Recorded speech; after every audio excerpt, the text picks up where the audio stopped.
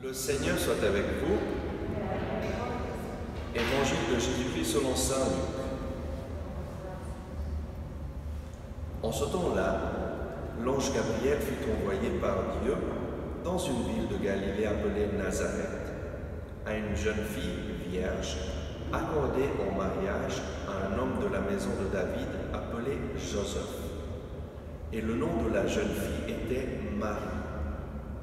L'ange entra chez elle et dit : « Je te salue, comblée de grâce, le Seigneur est avec toi. » À cette parole, elle fut toute bouleversée. Elle se demandait ce que pouvait signifier cette salutation.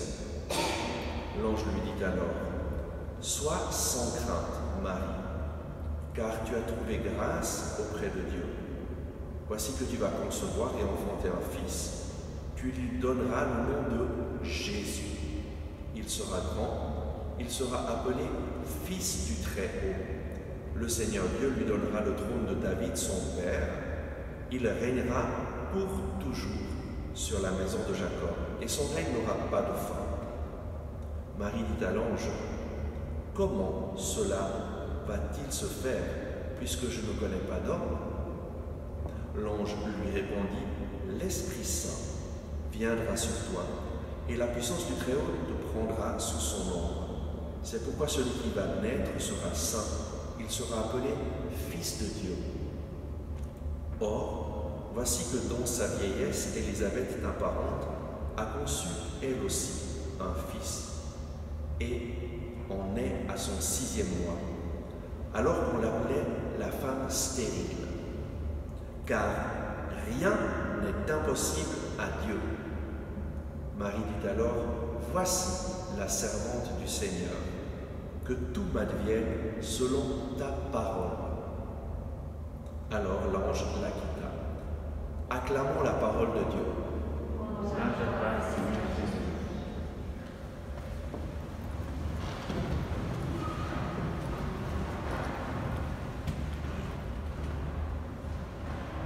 Dans l'évangile d'aujourd'hui, nous voyons Marie, et Marie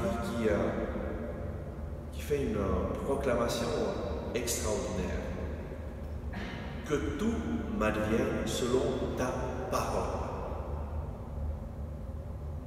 En fait, notre Dieu est un Dieu qui parle, et un Dieu qui nous parle de façon spéciale à travers la Bible, sa parole.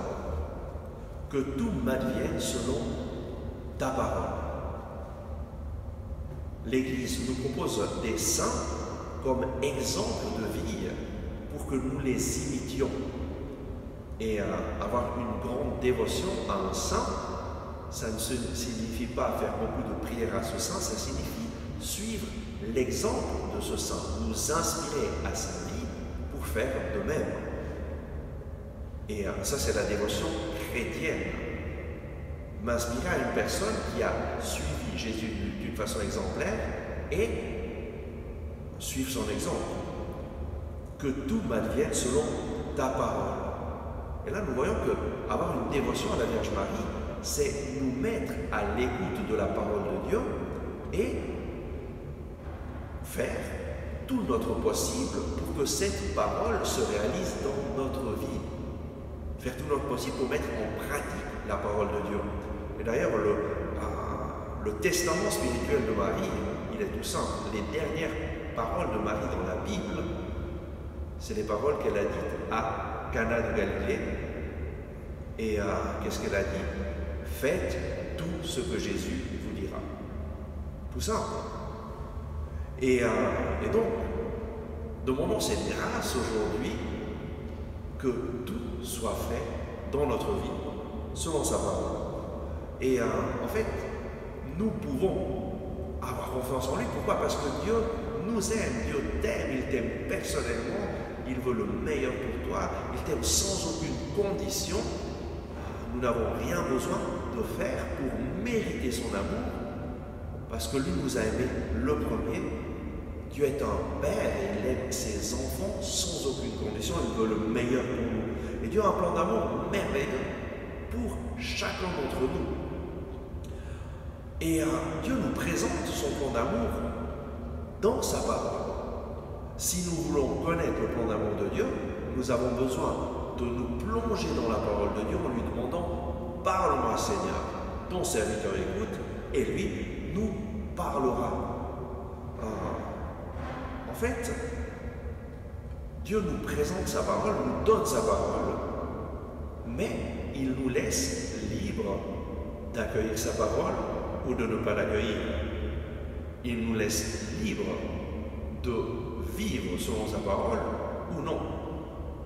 Et il nous le dit, accueille ma parole, vis selon ma parole et tu auras la vie en abondance. Refuse ma parole et alors tu seras séparé de moi. Et c'est la mort. C'est la mort spirituelle. Le salaire du péché, c'est la mort. Marie est le modèle de la vie chrétienne. Pourquoi? Parce qu'elle accueille la parole, que tout m'advienne selon ta parole, et elle fait un acte de confiance au Seigneur total. Nous le voyons dans l'évangile d'aujourd'hui. L'ange apparaît à Marie, qui est accordé au mariage à un homme de la maison de David, Joseph, et la salue. Je te salue, comblé de grâce, le Seigneur est avec toi. Une salutation extraordinaire. Tu es comblé de grâce, en grec ça signifie rempli à déborder de la grâce et à la faveur du Seigneur. Le Seigneur est en notre faveur, il est en faveur de Marie, mais il est aussi en notre faveur. Et donc, c'est clair que Marie, elle est un peu bouleversée quand cela se passe, et l'ange lui dit, sois sans crainte, tu as trouvé grâce auprès de Dieu, tu vas concevoir et enfanter un fils, tu lui donneras le nom de Jésus. En fait, l'ange lui propose le plan de Dieu, mais qui change radicalement toute la vie de Marie. En fait, Marie était une jeune fille du peuple d'Israël, et dans le peuple d'Israël, à l'époque de Marie, la loi disait que si un homme fiancé se rend compte que sa fiancée est enceinte et l'enfant n'est pas d'elle, cet homme avait le devoir d'aller devant toute la communauté avec sa fiancée et de dire « Elle est enceinte, l'enfant n'est pas de moi, elle a péché contre la loi, nous devons appliquer la loi. » Et la loi, c'était qu'elle devait être tuée, lapidée. Marie, lorsqu'elle dit qu'il me soit fait selon ta parole, elle sait très bien cela. Et elle sait que sa seule confiance, c'est dans le Seigneur. Parce que si Dieu n'intervient pas d'une façon surnaturelle aussi sur Joseph, elle sait qu'elle sera lapidée, qu'elle mourra.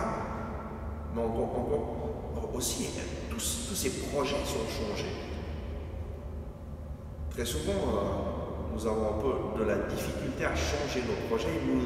Notre attitude envers Dieu, c'est « Seigneur, viens bénir mes projets. Seigneur, fais ce que moi je te dis. Seigneur, voici mon projet. Aide-moi. Seigneur, en fait, très souvent, notre prière n'est pas tellement qu'il me soit fait selon ta parole, mais c'est plutôt « Seigneur, fais selon ce que moi je te dis ». En fait, on invertit les rôles. Et voilà pourquoi beaucoup de chrétiens, mais même des personnes qui sont très très croyants, vivent frustrés. Pourquoi? Parce que Dieu ne se plie pas à leurs désirs. En fait, Dieu est Dieu. Nous sommes ses créatures. Et nous avons besoin de nous mettre à l'écoute de sa parole. Et plus nous nous mettons à l'écoute de sa parole, plus nous nous rendrons compte combien il nous aime et combien son plan est merveilleux, parfait. Et parfois, ce que nous lui demandons, ce n'est pas le meilleur pour nous, mais ce que lui veut pour nous, c'est toujours le meilleur. Pourquoi? Parce qu'il est un Père qui t'aime. Amen. Et l'ange dit à Marie une chose que beaucoup de gens ne se rendent pas tellement compte, mais le Seigneur Dieu, donc il parle de Jésus, il sera grand, appelé Fils du Très-Haut, le Seigneur Dieu lui donnera le trône de David son père. Il régnera pour toujours sur la maison de Jacob et son règne n'aura pas de fin. Qu'est-ce que ça signifie ça? Dans la première lecture, nous avons lu le roi David veut construire un temple pour son Dieu, et puis le Seigneur envoie le prophète Nathan et parle au roi David en lui disant c'est moi qui t'ai choisi, qui t'ai pris au pâturage derrière le troupeau pour que tu sois le chef de mon peuple Israël. J'ai été avec toi partout, où tu as été, j'ai abattu devant toi tous les hommes.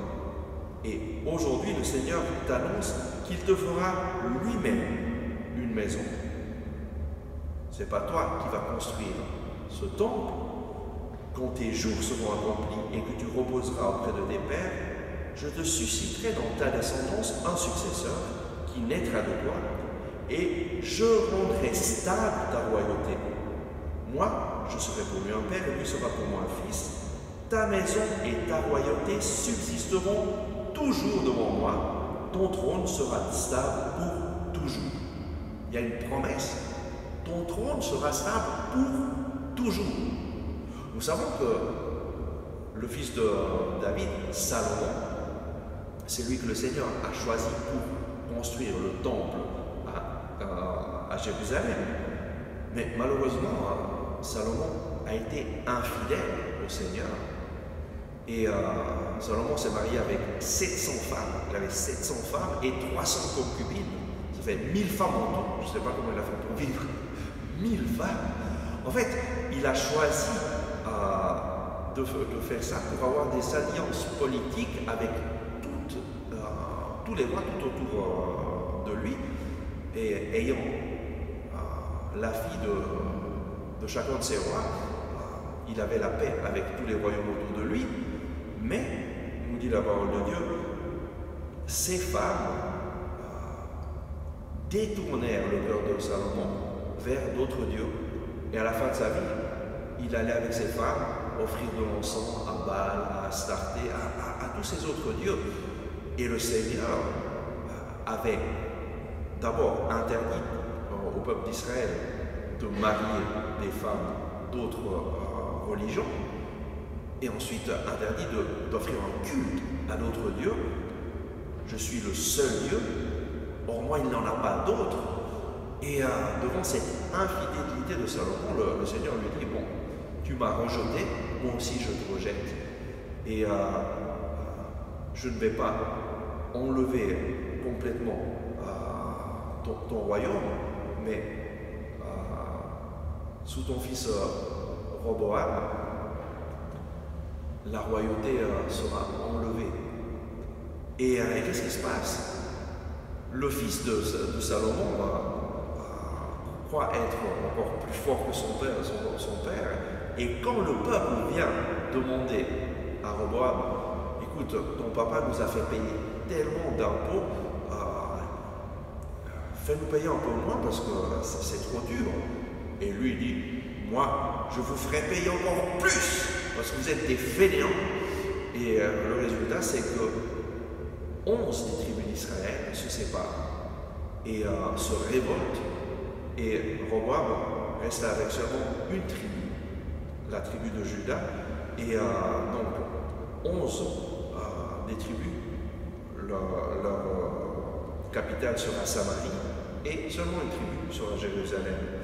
Et la royauté reste encore, mais il y a toujours des infidélités dans le peuple d'Israël, jusqu'à ce que, à cause des infidélités, le Seigneur permet que les Babyloniens envahissent la terre d'Israël et le temple est détruit, Jérusalem est détruit, tout le peuple est amené en exil et la maison et la royauté de David, ils ne subsistent pas. Alors, est-ce que Dieu s'est trompé avec ses promesses? Non! Cette promesse que le Seigneur a donnée à David s'est réalisée en Jésus. Parce que le royaume que Dieu vient instaurer sur cette terre, ce n'est pas un royaume politique, c'est son royaume d'amour. Le Seigneur Dieu donnera à Jésus le trône de David son père, il régnera pour toujours, son règne n'aura pas de fin. La promesse du Seigneur à David s'est réalisée en Jésus. Jésus est le roi qui règne pour toujours. Mais qui règne, c'est un autre règne. C'est le règne de Dieu qui vient pour régner dans le cœur des hommes. C'est le règne de Dieu qui vient pour régner dans le cœur de chaque personne humaine. Jésus est venu pour nous libérer du règne des ténèbres et il s'est chargé en lui-même de tous nos péchés, de toutes nos souffrances, de toutes nos maladies. Il les a cloués au bois de la croix et il est ressuscité. Il a vaincu Satan, il a vaincu l'ennemi. Il nous a ouvert les portes du ciel. Et en Jésus, chacun d'entre nous peut devenir enfant de Dieu. Chaque personne, lui-même, chaque personne qui vient au monde est appelée à accueillir Jésus le roi pour devenir enfant de Dieu. Jésus est venu chez les saints ne l'ont pas accueilli. À ceux qui l'ont accueilli, dit Saint Jean, il a donné le pouvoir de devenir enfant de Dieu. À ceux qui croient en son nom. Et le nom de Jésus signifie Dieu sauve. Et je suis témoin que Jésus m'a sauvé, parce que je vivais dans les ténèbres, et il m'a libéré. Je l'ai rencontré, il m'a donné une vie nouvelle. Notre témoignage, mon témoignage, ton témoignage sont essentiels pour que les gens puissent croire en Jésus. En fait, Saint Jean nous dit, à ceux qui l'ont accueilli, à ceux qui croient en son nom, il a donné le pouvoir de devenir enfant de Dieu. Mais pour croire au nom de Jésus, nous avons besoin du témoignage. De personnes qui l'ont rencontré, de personnes qui ont eu une expérience vivante de Jésus. Et voilà pourquoi la communauté à Jean-Baptiste, c'est un peuple de témoins. Le Père Ricardo toujours insiste, ton témoignage, il est fondamental. Parce qu'à travers ton témoignage, les personnes vont croire. Moi, je me suis aperçu d'une chose qui m'a vraiment effaré. Une personne me dit, mais Père Olivier, moi, je n'ai pas besoin de vous dire mon témoignage. Vous le savez déjà. Comment je sais déjà? Mais oui, quand vous parlez, vous dites des choses. Vous connaissez mon cœur, vous connaissez ma vie, vous connaissez tout de moi. Je n'ai pas besoin de vous dire mon témoignage, vous le savez déjà. Et là, je me suis rendu compte qu'il y a des personnes qui ont une expérience très forte lorsque je prêche, lorsque je parle. Pourquoi? Parce que Dieu parle à leur cœur, mais ces personnes s'imaginent que moi, je connais tout d'elles.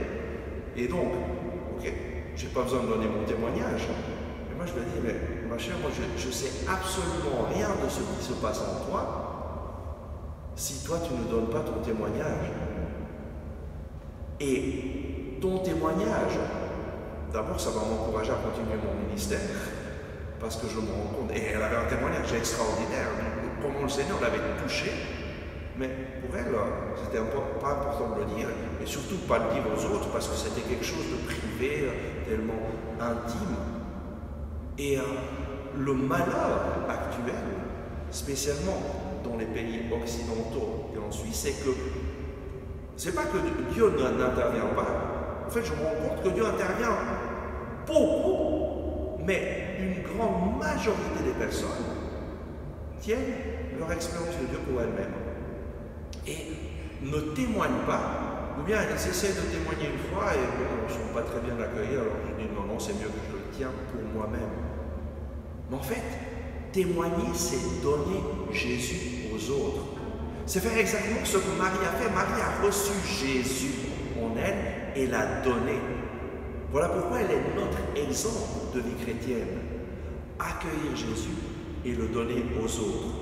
En Jésus, le royaume de Dieu vient, mais vient sur cette terre à travers des personnes comme toi et moi qui accueillent Jésus dans leur vie. Et accueillant Jésus, son royaume entre dans nos vies. et nous devenons des instruments pour que son royaume se répande dans le monde. Et comment? En donnant notre témoignage. Le témoignage est fondamental. Sans le témoignage, il n'y a pas de chrétien. Pourquoi? Parce que sans le témoignage, la foi ne naît pas dans le cœur des personnes. J'ai eu besoin d'entendre le témoignage d'une vingtaine de personnes avant d'accueillir Jésus dans ma vie. Personnellement, j'ai entendu le témoignage d'une, de l'autre, ça m'intéressait, mais je me demandais, ok, qui sait si c'est vrai. Mais plus j'entendais des témoignages, plus je voyais de personnes convaincues, joyeuses de connaître Jésus, d'avoir Jésus dans leur vie, plus ça me donnait envie. Et c'est le témoignage. En fait, notre foi se fonde sur le témoignage des apôtres, sur le témoignage de chrétiens qui ont vécu avant nous. Et notre mission, la mission que le Seigneur donne à chacun d'entre nous, c'est de faire exactement ce que Marie a fait. Qu'il me soit fait selon ta parole, accueillir la parole de Dieu, accueillir Jésus dans notre vie, vivre avec lui et le donner aux autres. Que tout m'advienne selon ta parole. Et donc aujourd'hui, décidons vraiment de vivre comme Marie a vécu.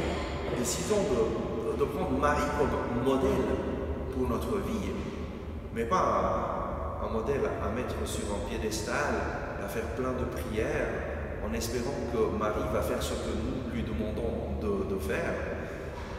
Malheureusement aussi, vraiment, il y a beaucoup de personnes qui se comportent avec les saints, qui se comportent avec Dieu, comme si le saint ou Dieu était à leur service.